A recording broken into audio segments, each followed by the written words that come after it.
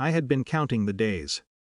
30 felt like some invisible threshold, the point at which I could no longer excuse the small errors and oversights that had piled up over decades. I rented the lake house 6 weeks in advance, made a list of groceries long enough to feel serious, and sent the invitations with notes that were almost imperceptibly warm, careful not to sound bitter, but heavy with expectation.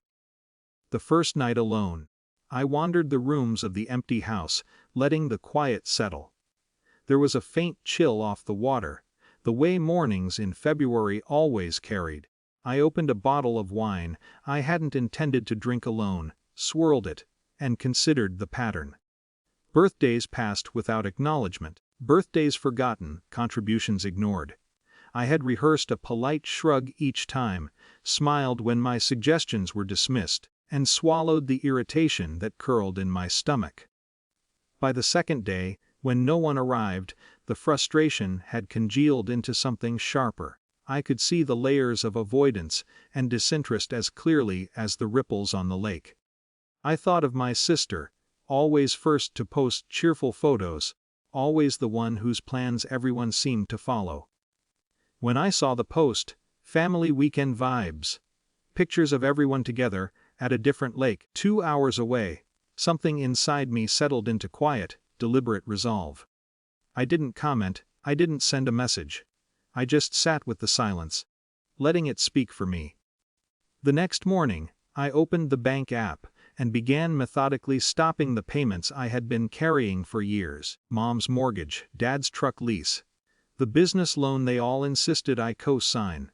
There was no flourish, no dramatic announcement, just the steady clicks and taps of someone who had finally decided that silence was louder than words. I remembered the phone calls I had swallowed down, the emails I had ignored in favor of keeping the peace, the nights I had lain awake wondering if I was being too sensitive or too selfish. None of that mattered anymore.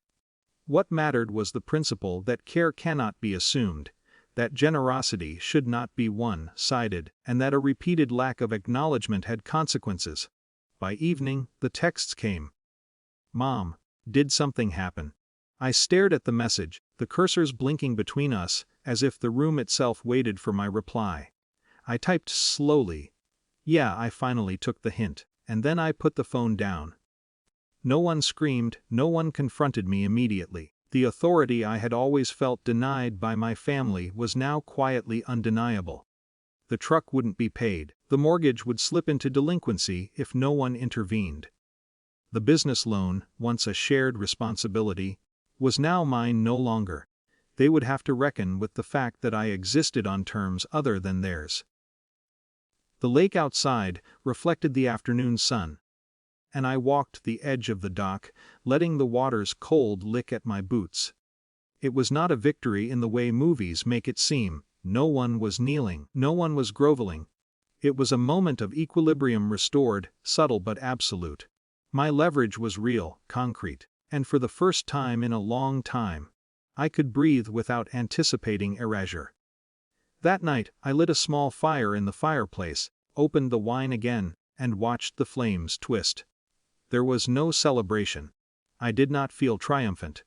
There was only awareness, the quiet, unmoving kind. I had shifted the balance, yes, but in doing so, I had also reshaped the landscape of connection entirely. Some bridges would never be crossed again.